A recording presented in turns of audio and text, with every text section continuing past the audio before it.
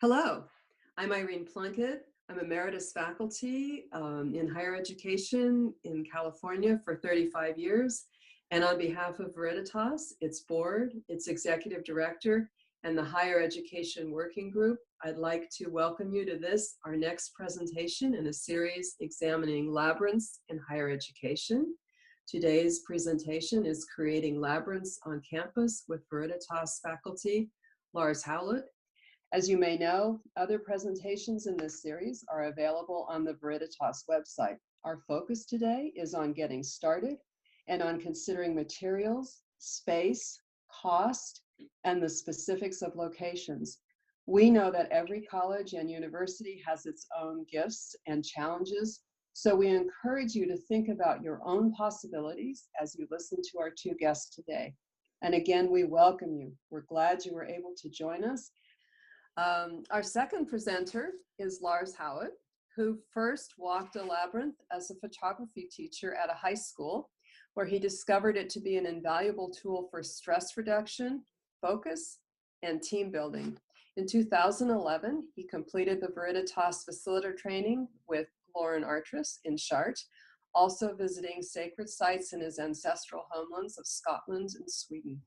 Stemming from these experiences, he decided to devote his life to the study, creation, and practice of walking labyrinths. After a 5-year apprenticeship to master builder Robert Ferrer, he inherited the tools and techniques for creating site-specific custom labyrinths, founding Discover Labyrinths LLC in 2015. He has built more than 40 permanent labyrinths, including those at Sophia and Denison universities and Middlebury and Wellesley colleges. He is a Veritas faculty member and advanced facilitator, presenting at 6 annual conferences of the Labyrinth Society and teaching design and drawing workshops at Veritas Labyrinth Summer School. Registration is now open for New York this June and California in July. Welcome, Lars. Thank you, Irene, and thank you, Jan, for your insights into canvas labyrinths and finger labyrinths. Happy to be here. It's lovely to have you. So again, just maybe starting out and thinking for a minute about people who are kind of at the beginning of this process or want to be at the beginning of this process. Could you describe first some exploratory steps for faculty or staff considering advocating for or adding a labyrinth to their campuses? And let me just kind of wrap our second question into this, because I think one might kind of go into the other. Is there an incremental low-key way of beginning for those who are working with time, money, personnel constraints, which I assume is almost everybody? So maybe those two questions, kind of the getting started questions. Yeah, sure.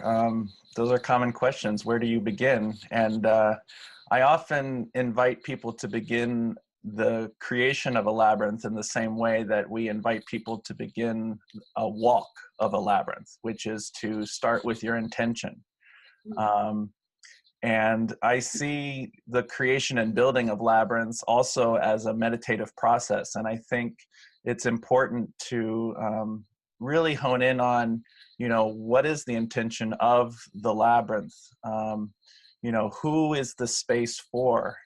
Is it for individuals to walk? Is it for groups to experience? Is it primarily geared towards students, or is it really something that you also want to engage faculty and staff, alumni, other employees of the campus, and then even the general public as well, who often are on campus. And then to think about what is the purpose of the labyrinth, or the energy or spirit of the place. Because we often think of labyrinths as meditative, calming, peaceful space, but labyrinths can also be inspiring. They can be creative. They can work on other intentions, and maybe it's intention of connecting to nature. Maybe it's an intention of connecting community together. And so you really do want to think about, what connections will be formed through the labyrinth, in terms of the people, connecting to ourselves, connecting to others, connecting to the setting, connecting to the community. And then also to think about the lifespan of the labyrinth, you know, just as much as like you would consider the length of your journey. You know, you never know exactly when it will end, but, you know, you can get a sense as to whether or not you'd like this labyrinth to last a year, 5 years, 10 years, or 50 years. So I do have some images to share just to kind of give an example. Let me share my screen here.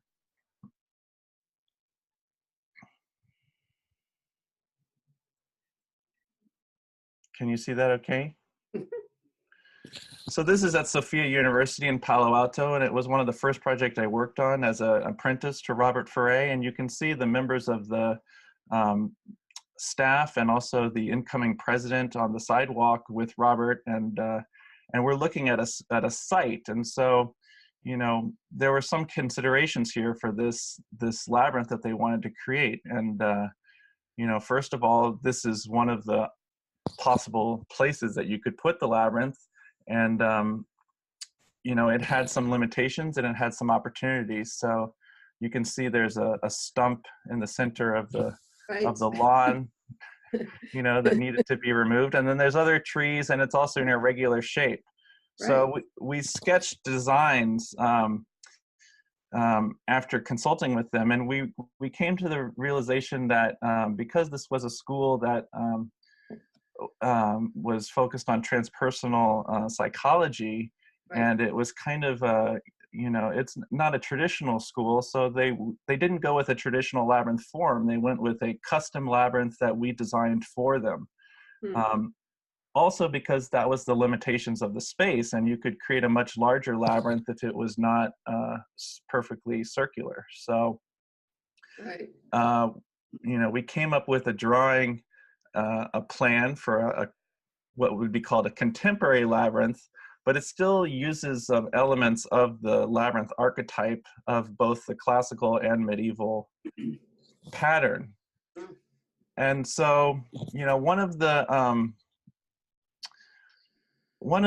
limitations here was that this is on a leased property, and so they did not have permission to create a permanent labyrinth.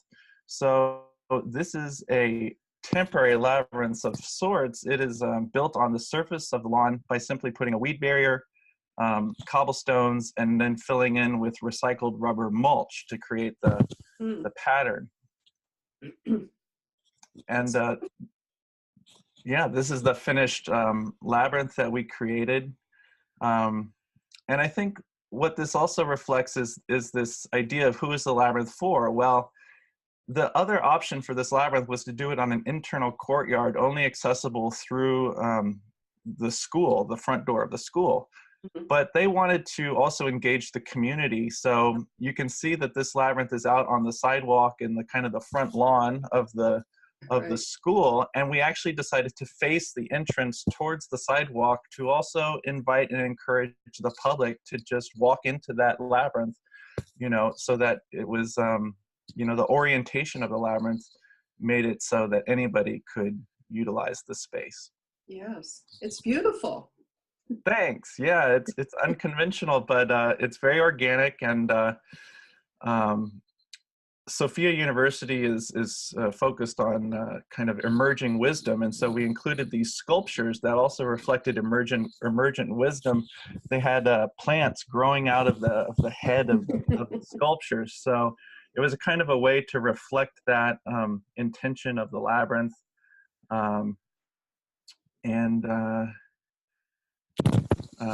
It also has a unique quality that you don't see in very many labyrinths, that it has a center that is large enough to hold a group, but then it also has a second center of this little spiral where one person could stand. So it actually allows for both, you know, full groups to sit or stand together in the center, but then also a held contained space for a single person as well. Right. So go ahead. Well, this is the last point on this labyrinth, was that labyrinths are really valuable in times of transition, and this school had an incoming new president. And so one of the requests of the members of the faculty and staff was to create this labyrinth. So they asked the new president if that would be okay, and he agreed to that as kind of his incoming offering. And then the labyrinth was used through the inauguration ceremony of the new president, and you know, became a space that was available for staff, students, and faculty to use, you know, during this time of you know, disorder. You know, things are coming back into form. And so the labyrinth was able to kind of bridge that period of time for them. That's really interesting, and it's impressive the constraints that you were what I would regard as constraints, and you turned those into advantages in terms of the design.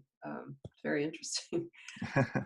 So the next question, I think, relates to this community, but maybe extends beyond this particular example you've given us. So how have you seen some of these first steps that you've described generally and then specifically develop interest and broaden the circle of support for a labyrinth on campus? I think sometimes the initial group can be quite small, even an individual. And so how does one broaden the interest and not necessarily expertise, but just interest?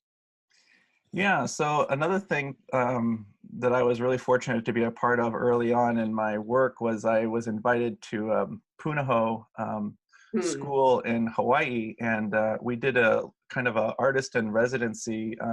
They have a spirit and social service speaker that is invited every year on campus. And so they invited me that year in 2015 to be the speaker. And one of our goals was to reach as many different students on campus as possible. And one of the ways we did that was through the creation of temporary labyrinths. And so you can see here I am holding a measuring tape, and we have 24 students creating 12 concentric circles with flagging ribbon, which is an inexpensive material, to create a full-size temporary Shard Labyrinth on campus. And so the students get to participate in the creation of the labyrinth to understand how the form is generated, and then they get to walk the labyrinth themselves, and then it's something that they can share, you know, and tell other students, tell their parents. You know, they become excited to say that they were a part of the creation of this labyrinth. I also visited art classes and worked with students on creating artistic representations of labyrinths. I visited the geometry class, and I did a lecture on sacred geometry and how labyrinths are drawn more precisely. I created tape labyrinths, kind of pop-up labyrinths in different locations. This is a book labyrinth in the library. So basically the idea was that people would just walk around and discover these labyrinths throughout the campus, happen upon them. And then, as Jan said, we did an exercise where I led the painting of a canvas labyrinth. These are students practicing on a piece of scrap canvas, and then they each, the labyrinth, I drew the labyrinth in pencil, and then they were painting in between the lines with the paint to form the labyrinth. And, you know, their goal was to create a permanent labyrinth on campus, but through the this kind of immersive experience of creating many different labyrinths in many locations, visiting all the different schools, it kind of planted the seeds for a permanent labyrinth, where I just went back this past January and have now submitted a proposal to create a permanent labyrinth on that location. So this slide is an image of the temporary labyrinth after we pulled the tape up at the end of a week, and you can see it kind of left this evidence or impression, right? And that is the goal. The goal really was to create an impression that was a lasting impression on campus that then would plant the seeds for future possibilities. That's really interesting. It reflects on Jan's book and also things that we've talked about before, which is a kind of labyrinth across the curriculum, you know, and in terms of being embedded, so to speak, in different areas of campus. So onto this in a more general question, in whatever form it's appropriate to answer it. So what are the most popular sizes and designs for labyrinths on campus? Is that even a good question to ask, or is it just so variegated that we can't say? Where's the answer there? No, I think it's a really important question because there's a much wider variety of labyrinth sizes, designs, and variations than you would ever believe. Well, I think the Palo Alto example was a good one. Yeah, and the size and the design and the precision involved are greatly going to affect the spirit, energy, you know, the accessibility, the cost, and the space needed. So, you know, a lot of people think of the 11 circuit Shard Labyrinth, and that is probably the most widely walked or well-known labyrinth in the world today, based on the work of Lauren Artris and her Walking a Sacred Path book. And so, you know, this is a full-size Shard replica created at Denison University in Ohio, that I helped to build. And it's a permanent crushed granite overlay on concrete. So it is a hard surfaced 42-foot fully accessible labyrinth, but it is on the more expensive realm of labyrinth construction, and it requires, you know, a lot of space.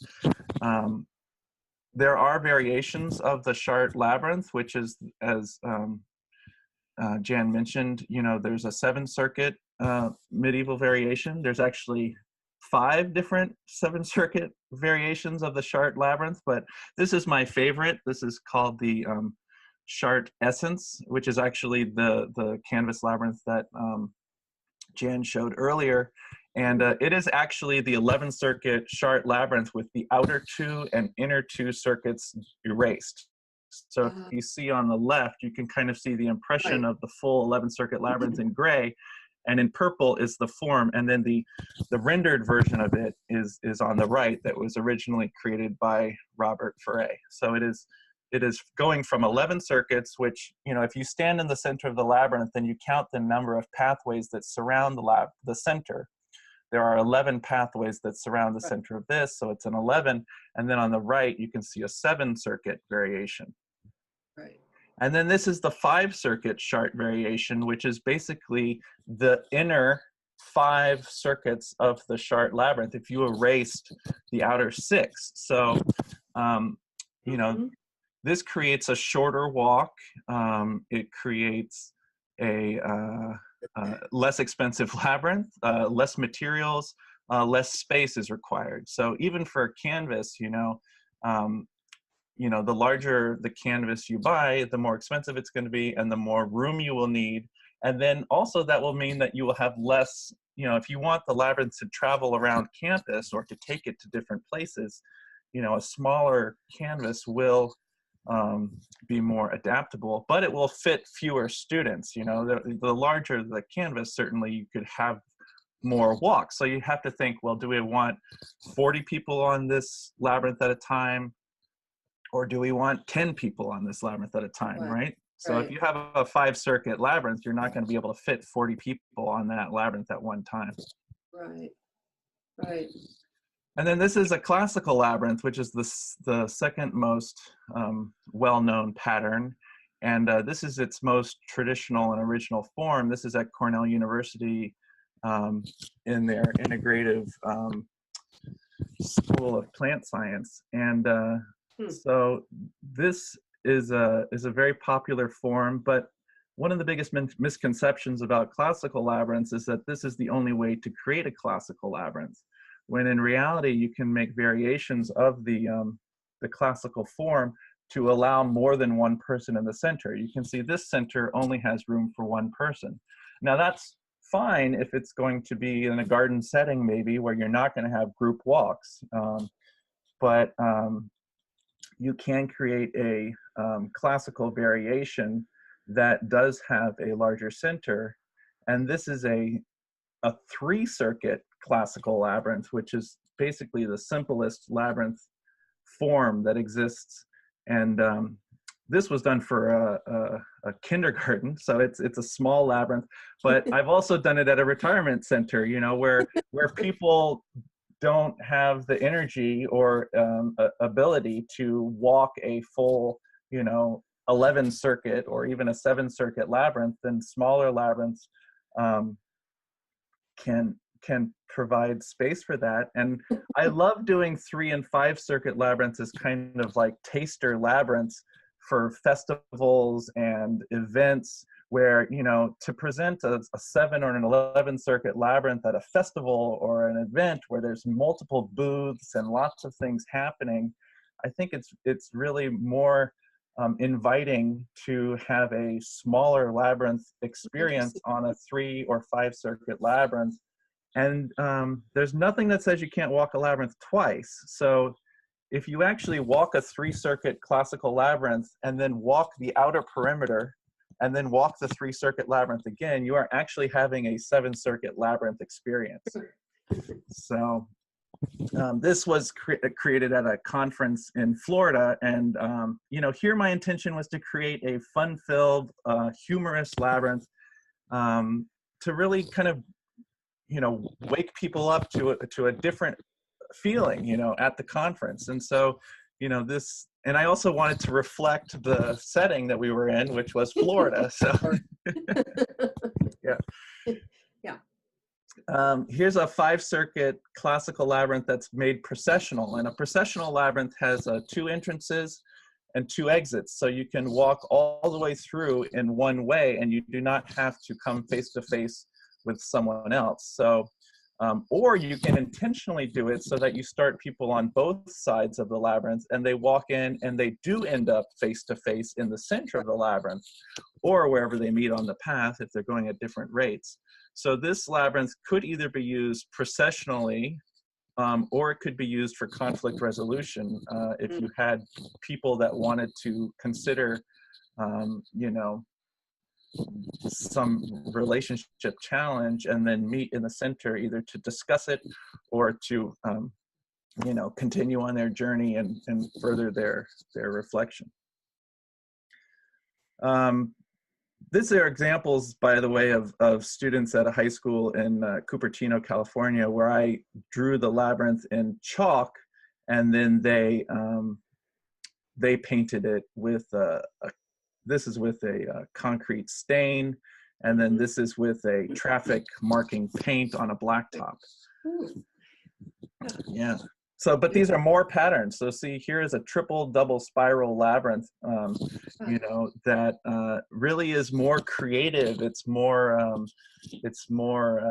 kind of dynamic almost. Yeah, yeah. It's less.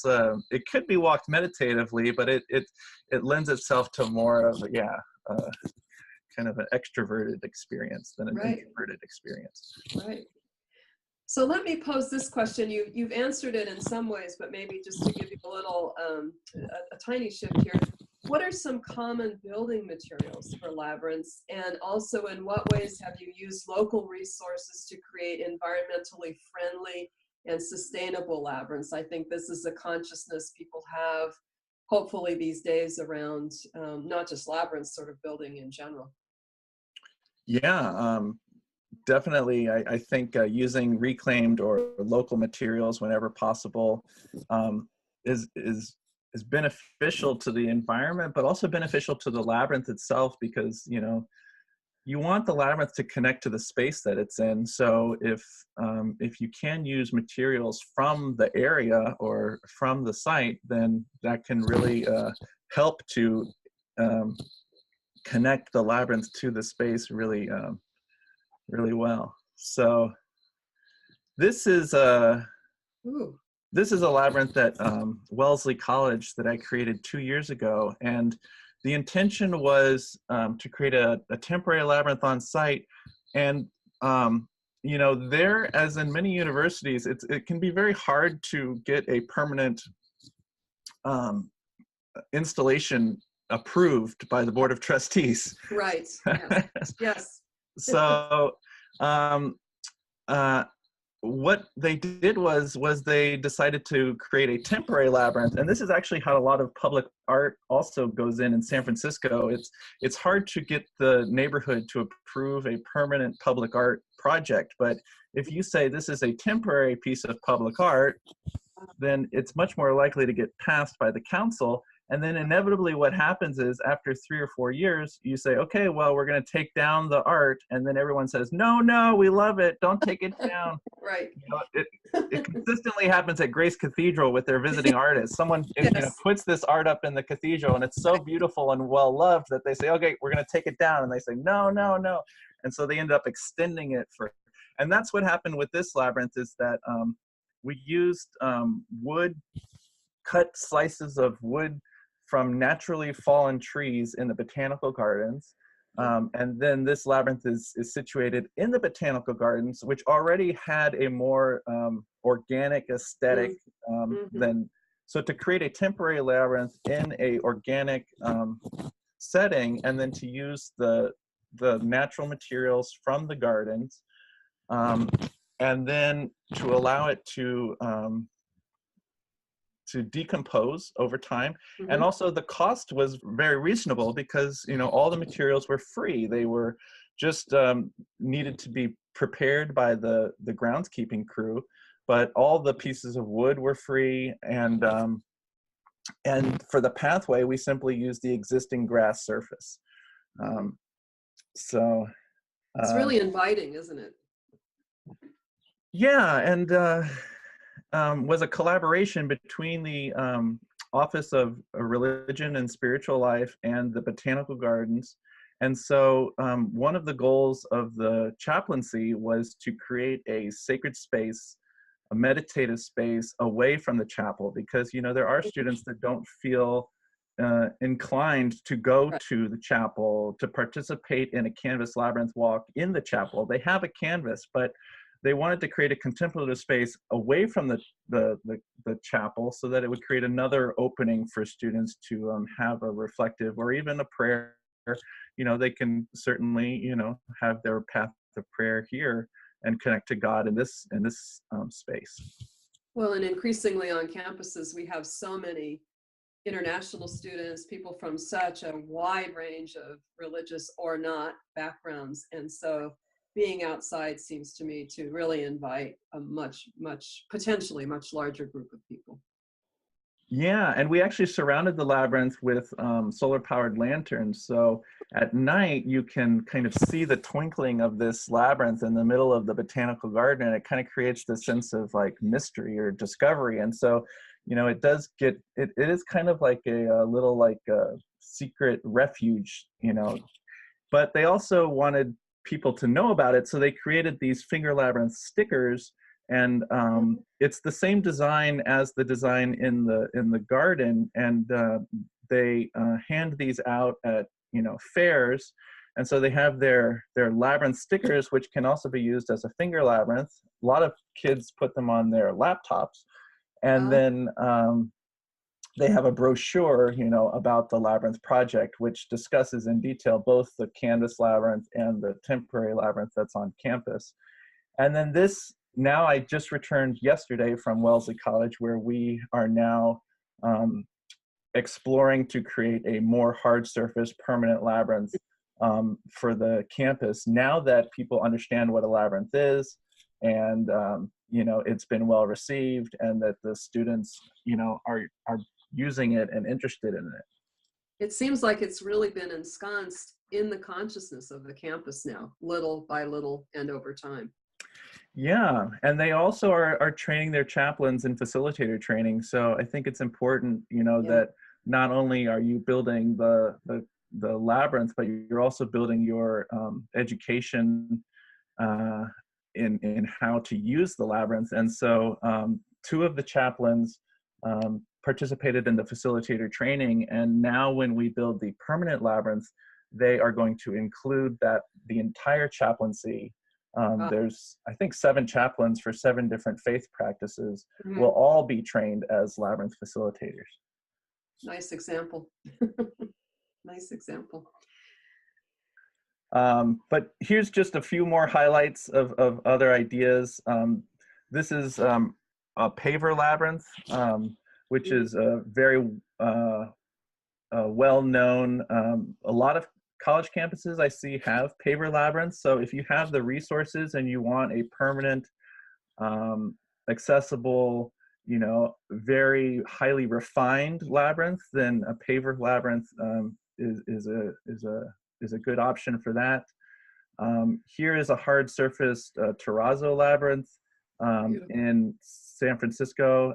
This shows you a classical labyrinth with a smaller center, you know, and the classical labyrinth generally would be less expensive because the amount of detail and refinement is much lower than a Shard medieval labyrinth.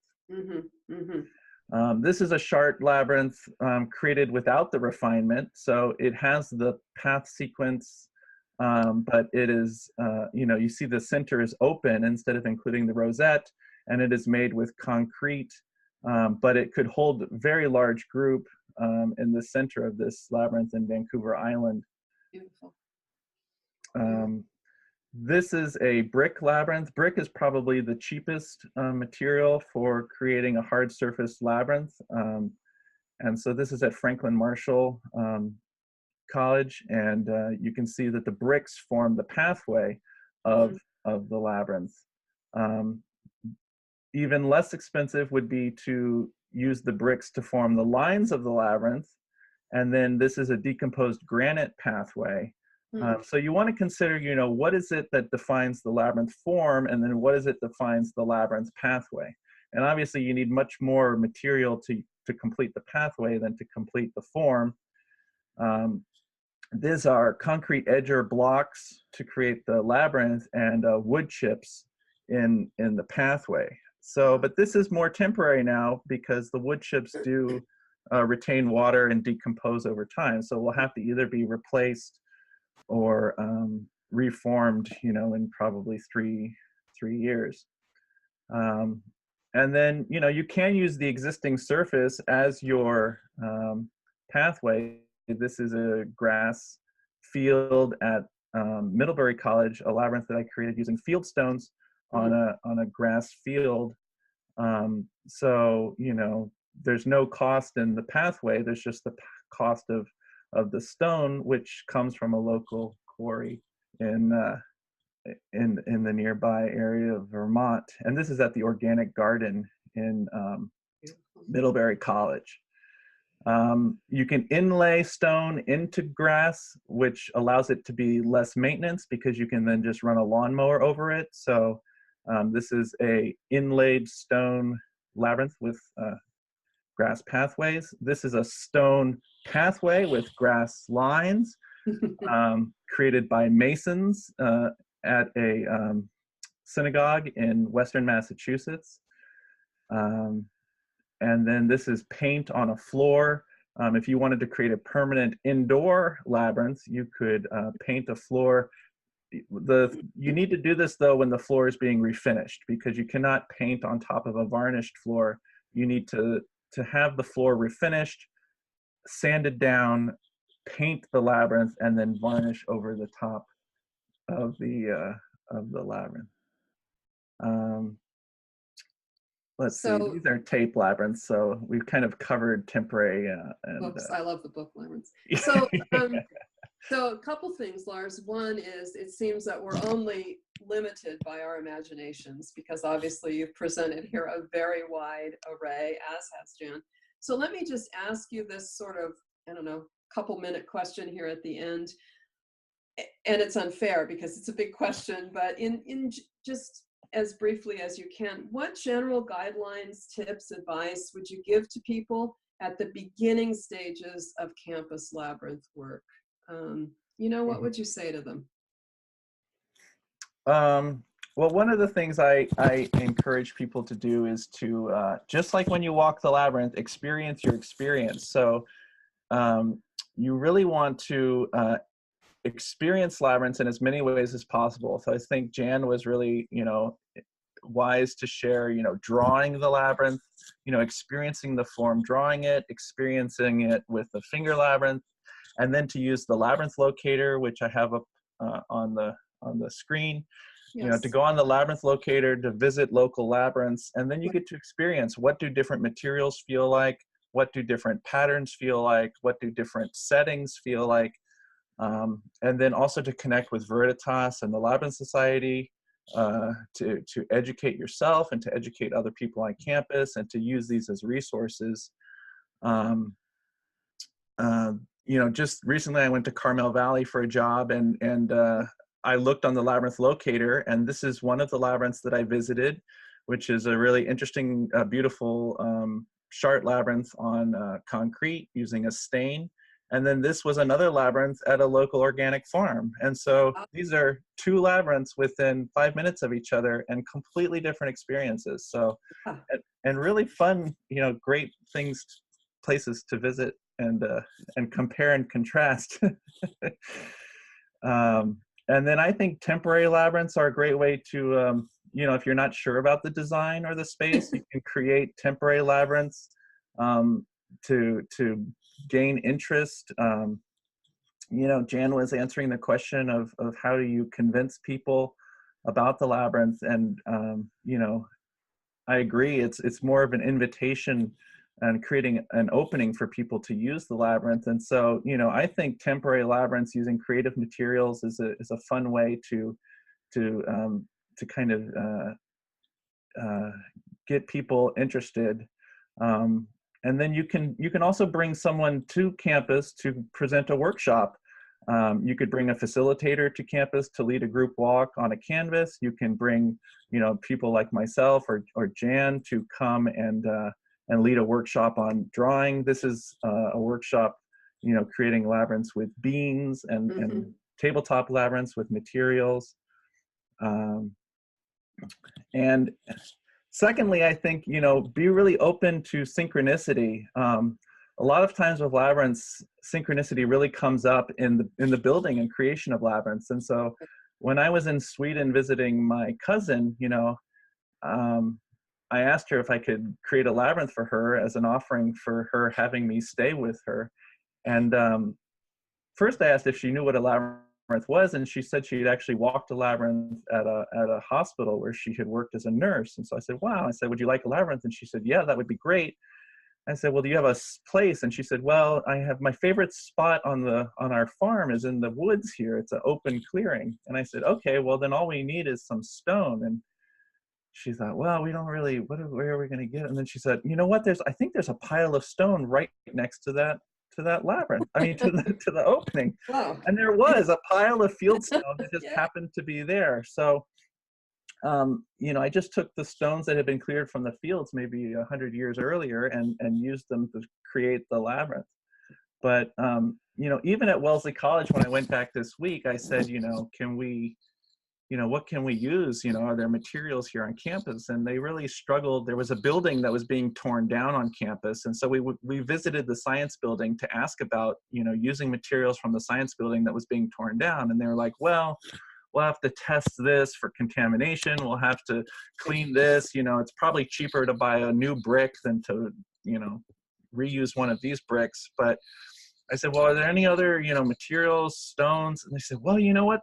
We have a collection of stone samples that we decided was in storage and was not really of any use. So we just boxed it all up and we were going to give it away. But, perhaps we can use these stone samples now. And I said, that'd be great. How big are they? And she said, well, they're between like a softball and a football. And I thought, oh my gosh, So we actually went to this parking garage and they had, boxes and boxes of rocks that had just been taken out of the science center, which was amazing.